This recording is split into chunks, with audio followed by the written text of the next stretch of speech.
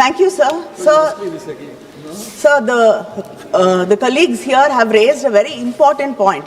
The government has passed the bill, notified it. And what is the point?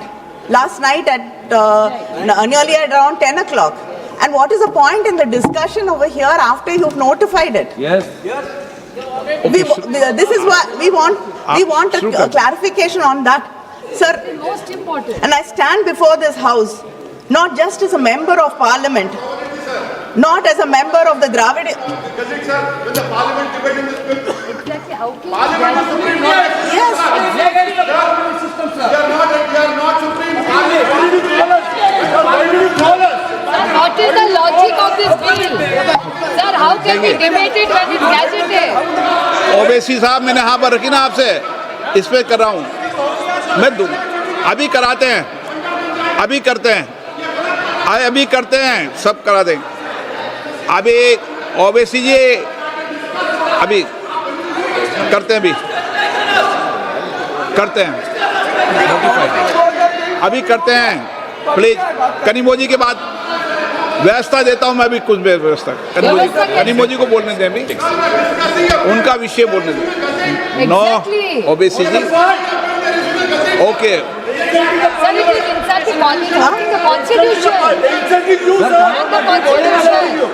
Kanimozhi को बोलने दें। गौरव जी अभी करते हैं, अभी।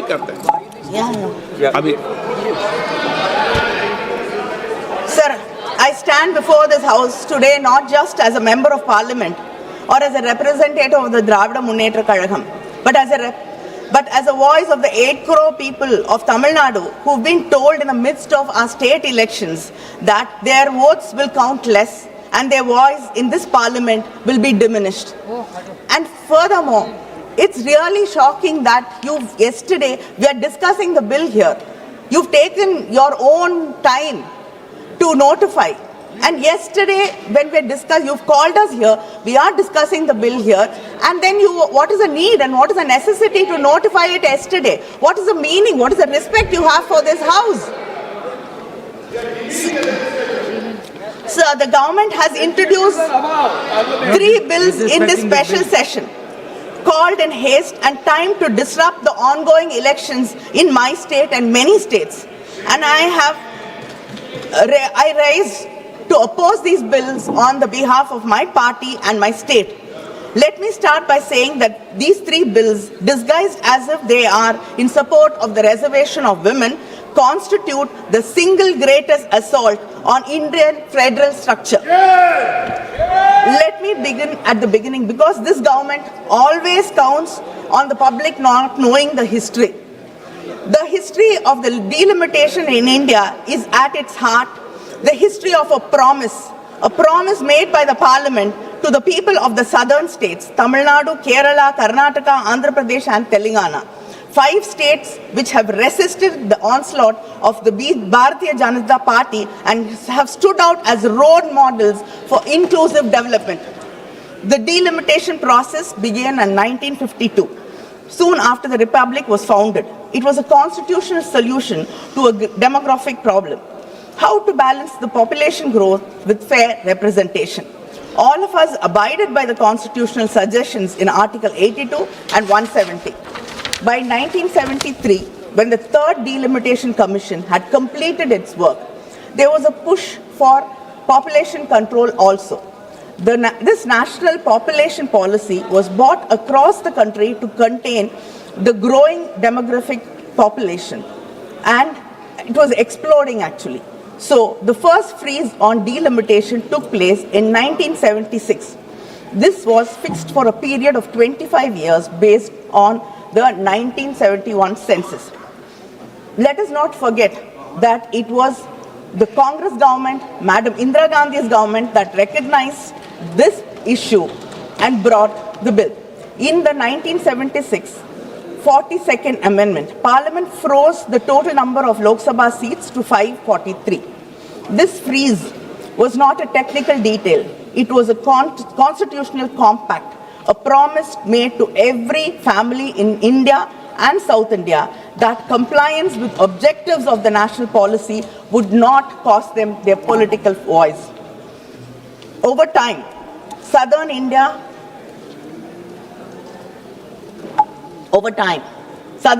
Tamil Nadu, Kerala, Karnataka and Andhra had begun to invest in schools, hospitals, women's health. We listened to the union government's repeated call to control our population. We complied. Our fertility rates fell. Our families became smaller.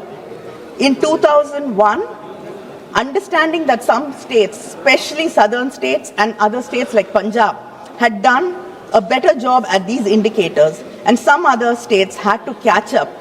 That time, there was a government, a union government, which listened to the voices of the people from the south. Yes, I have to give you credit when you deserve it. We are unlike you, always finding fault with us. When there is something to appreciate you, we always appreciate. So under the Vajpayee government, the parliament extended that freeze through the 84th amendment until after the first census following 2026. 24 more years of protection, because then the parliament in its collective wisdom understood that this injustice had to be addressed. Why do we have to increase the seats now to 850? On what basis? The statement of the objective says that there is a change in demographic profile. Yet you are using a 15-year-old 2011 census data to conduct delimitation. You are contradicting yourselves. And 850 seats, most of the MPs, after making the seats 850, might not even get a chance to speak in this parliament for 5 years. Sir, I want to tell this house about a family in Tamil Nadu, a mother and a father, first generation literates. They had only 2 children, not 5, not 6, because they believed in family planning, because the government told them that was the right thing for the country, because they wanted their children to have a better life. That is the story of Tamil Nadu and the South Indian states. Today, Tamil Nadu's total fertility rate is 1.6, lower than France, lower than Australia, lower than United States, your friends. We have completed what the demographers call a demographic transition. Our population is stable. Our women are educated. By every measure of human development, Tamil Nadu is a success story the country has to be proud of. But what does this government say to that family in Tamil Nadu? It says, sorry, you made a wrong choice. You made a mistake by listening to us. You made a mistake by listening to this, because you cared about this country, because you put the country first. You have to suffer. We are going to reduce your representation. Uttar Pradesh's population has grown by 120% since 1971. Tamil Nadu's only by 15%. And contrary to what the Home Minister said yesterday, Clause 4 of the delimitation bill clearly states that the allocations of seats will be on the basis of the latest census figures. The Home Minister says one thing, the bill says another thing. Now the latest available census is 2011. But again, according to the 2011 formula, UP gains 13 seats. Tamil Nadu loses 11 seats. But the Home Minister yesterday told us that by increasing 50%, Tamil Nadu will gain 39 seats, and which has 39 seats will gain 59. Sir, our ideological leader Periyar taught us, justice is not giving every person the same thing. Justice is giving every person what they need and what they deserve. But unfortunately, your government thinks what it needs and what it deserves is what the whole nation deserves and what the whole nation needs. Other than this, let me state 2 critical legal issues present in the bill. The Constitution bill says that the delimitation will be based on such census as Parliament may by law determine. This is vague and leaves everything open. This literally means that whichever party has a majority in Parliament gets to decide which census it is used to draw the electoral map of this country. Today, you might choose 2011.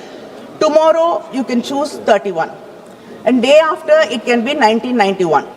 This shows a non-application of mind or a mind determined to push its own agenda on this country.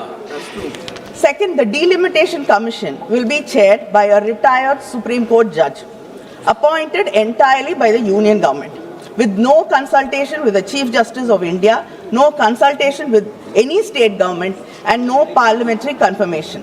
As per Clause 4(5) of the Delimitation Bill, the states get so-called associate members, 5 MPs and 5 MLAs, who are not allowed to vote, who are not allowed to sign the Commission's decisions, not allowed to do anything except sit and watch from the wings.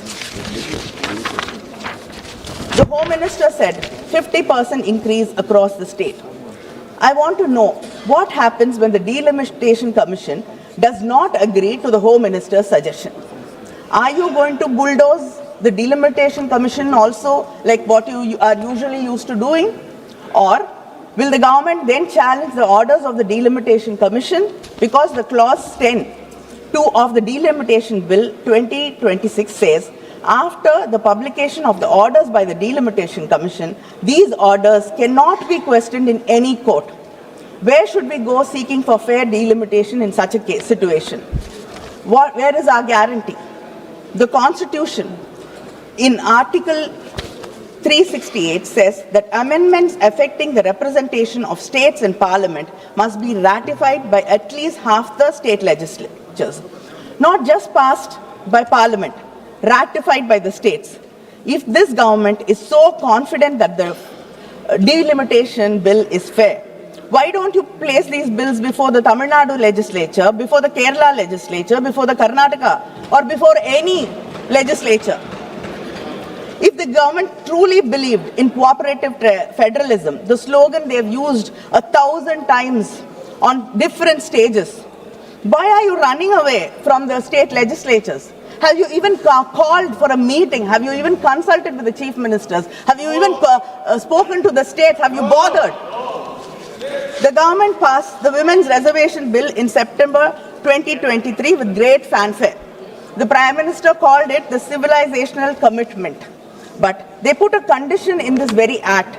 Women's reservation would only work after the 2021 census, which is not scheduled to happen till next year. When was the 2021 census supposed to happen? In 2021. But what happened? You said because of COVID, you had to postpone the census. Then you said operational reasons we could not hold the census. And then by simply not talking about it, you did not hold the census. So the largest democracy in the world, the country that invented modern census, could not conduct census in this country. And now that it is politically convenient, they want to use 2011 census to redraw the map of the Indian democracy. They postponed the census and now they are rewarding themselves with the old census. Sir, I really admire. You're the only government which can turn its failure into a political advantage. Look at when this special session has been called in the midst of election of 5 states. And to speak about timing, because timing is everything in politics. And the timing of this bill are so nakedly, breathtakingly political, I'm almost impressed by the audacity of it. The entire opposition asked you to hold this session after the elections. You ignored it. And yesterday you told us that giving women their rights, bringing these bills are of utmost urgency. You cannot even wait for 2 weeks. But you came to government in 2014. The entire opposition has been requesting you to bring the Women's Reservation Bill. All the leaders in the opposition have written to you. Our leader, our Chief Minister M.K. Stalin has written to the Prime Minister saying that the bill should be passed. The DMK women being brought had a rally in Delhi asking for the bill to be passed. We've raised this issue thousands of times in Parliament. And for more than a decade, you did not see or understand the urgency. But today, you can't even wait for 2 weeks. And you want to believe us that you care about women's rights. Sir, this is not constitutional reform you're talking about. This is a electoral rescue strategy for in these states because you are not going to do well in most of the states. The Constitution 106th Amendment Act of 2023, the Women's Reservation Act, was welcomed by most of the opposition parties here, and the DMK welcomed it. But we said it then, and we are saying it also now. Tying women's reservation bill to delimitation is a trap. It was designed so that you could never have one without the other, so that the BJP can say, if you oppose delimitation, then you're opposing women's rights. If you oppose the destruction of Tamil Nadu's representation, you are against women. The BJP is using women of India as a human shield for its electoral ambitions. The women of Tamil Nadu, who have the highest literacy rate in India, who have the highest female workforce participation in the country, who have fought and won in panchayats, corporation councils and state assemblies, those women will not allow their cause to be hijacked. They deserve, and the women of this country deserve reservation today in the existing 543 seats without waiting for anything else. And I ask the Honorable Home Minister, why can you not simply amend Article 334A to remove the delimitation precondition? Why can you not give women 1/3 reservation in the existing constituencies through rotation starting from 2029 election without delimitation? If you really care about women's representation, the path is clear and simple. Why do you refuse to take it? Sir, the women of this country have been starved of political power for decades, for centuries. There's a loaf of bread in front of us. We are saying we are starving. Share it with us. But the government is saying, no, you cannot disturb this loaf. We cannot touch it. Wait, we will bake a huge cake and then we'll bring it and then give you a small portion of that. Yes. How does it make any sense? And is this your civilizational commitment? The women of this country have been working hard all their lives. They protected their families, they protected this country, they've sacrificed for the nation. And yet, all their hard work goes unrecognized and not respected because you want to tie it with delimitation. Sir, my friends across the aisle will accuse me of creating fear. But the real dangers of this bill are that our Constitution and Article 368 requires 2/3 majority in Parliament to amend it. 2/3. That's not a small number. It was designed to ensure that no single region, no single language group, no single community could change the fundamental rules of India without broad consent from across this great nation. But what happens after this delimitation? Right now, in this House, we have 543 MPs. 2/3 majority is 362. Let us say the seats are increased to a maximum of 850 MPs as per the Home Minister's assurance, 50% increase across the states. Then the total number of seats would be around 816. Uttar Pradesh, Bihar, Madhya Pradesh, Rajasthan, Haryana, Uttarakhand, Chhattisgarh, Jharkhand, these states together will hold somewhere between 400 to 420 seats in an expanded 816-seat Lok Sabha. 2/3 threshold in an 816-seat House is 544 seats. Add the smaller BJP-aligned states like Gujarat, Himachal or whatever, and the arithmetic becomes terrifyingly clear. The heartland can approach a constitutional amendment majority without a single vote from Tamil Nadu, Kerala, Karnataka, Punjab, Andhra, Telangana, West Bengal or the Northeast. So this is your plan. The collective bargaining power of the southern states will be effectively reduced. Their voices are not even required for fundamental changes in the Constitution. This will create an environment where the policies of the union government will be pushed down on the people who believe that this nation should remain a secular democracy. This bill looks like a prelude and a facilitator for your future agendas. And moreover, the southern states will stand to lose out on the president's election as well. Article 55 governs presidential election vote values. Changing population definition here will alter the vote value of each MLA and MP in presidential elections, giving more electoral weight to MLAs from states that gain seats through delimitation. Directly affects the federal balance in the presidential polls. This bill, sir, is ambiguous in the least, misleading, and it has no clarity or purpose. Let us see an illustration of through the Tamil Nadu share of seats in Lok Sabha. At present, we have 39 seats. As per these bills, which say 2011 census will be followed, it will become 32 seats, given there is no change to the 543 seats. If the maximum seats are increased to 850, as the Home Minister told us yesterday, Tamil Nadu will gain 48 seats. But if the seats are increased, if the maximum seats are, but if the seats are increased to 50% across the states, as Home Minister says, it will get around 59 seats. Now I ask the Home Minister, which of the above scenario will happen? Whether 2011 census or it will be just increased based on 2011 census or what the Home Minister said. These are three different numbers. I would like to know, we like to have a clarity on which will happen. We want, and sir, we have seen in this house, in many debates, many promises have been made, many assurances have been given. And all that has melted into the polluted air of Delhi. Nothing has seen the light of the day. Sir, we request you to bring it into and make it a part of the bill, whatever assurance it is.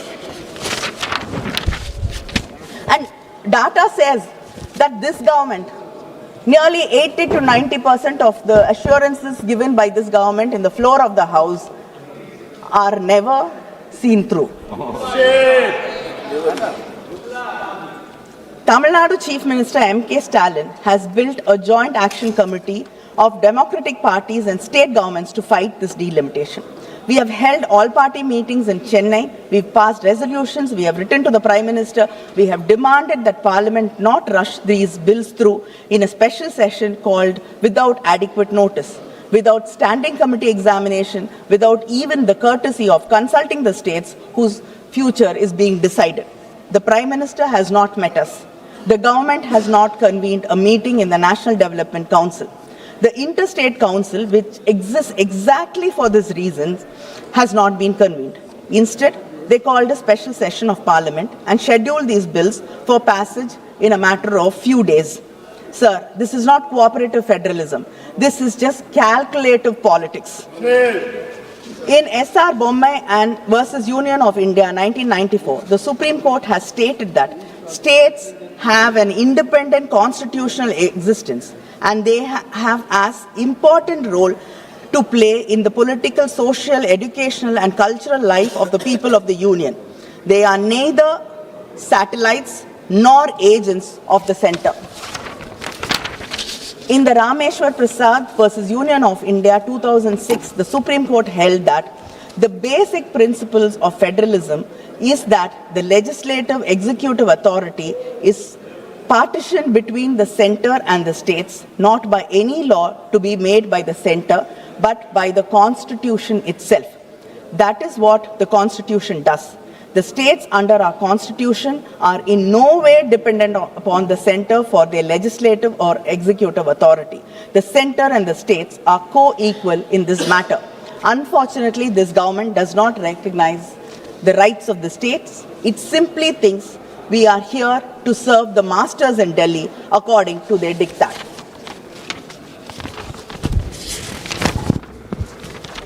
The DMK is not here merely to oppose. We are here to govern, to protect and to propose. The Tamil Nadu and the DMK demand this government should implement the women's reservation bill immediately in the existing 543-seat Lok Sabha through rotational reservation, delink it completely from delimitation exercise, then we can support this bill. The women of India should not be made to wait for a delimitation exercise that serves the BJP's political interests. Withdraw these three bills immediately and refer them to a joint parliamentary committee that includes representation from all states and all parties. Do not rush a 25-year electoral map through a special session in 48 hours. Convene a constitutional conference of all state chief ministers to deliberate on the delimitation framework before any legislation is enacted. India deserves that consultation. And our chief minister, our party president, sir, yesterday has promised the people of Tamil Nadu that not one seat will be lost on his watch. And yesterday, when the DMK floor leader mentioned in Parliament that our leader, MK Stalin, hoisted a black flag, you dismissed it by saying that black flag or blue flag does not matter. You brushed it aside. Yes, sir, you brushed it aside by saying a black flag or a blue flag does not matter. A black flag is a sign of protest. Yes. A sign to say we will stand up and fight and we shall not give up. Yes. And I like to remind you that a blue flag, sir, is the color Dr. Baba Sahib Ambedkar chose for his party flag. It is the same blue color which you dismiss that the man who taught us that we should educate, agitate and organize. The man who wrote the Constitution chose for his flag this very Constitution you are trying to dilute and we here are trying to protect. And sir, and the Prime Minister yesterday, when he saw us in black, he said that he was reminded of a black dot or tika, yeah, and it is there to drive away evil forces, evil eye or evil forces or whatever. Yeah. Sir, I am surprised that people here who are there to protect Hindutva were not reminded of Kali, the goddess, the dark goddess who wears black.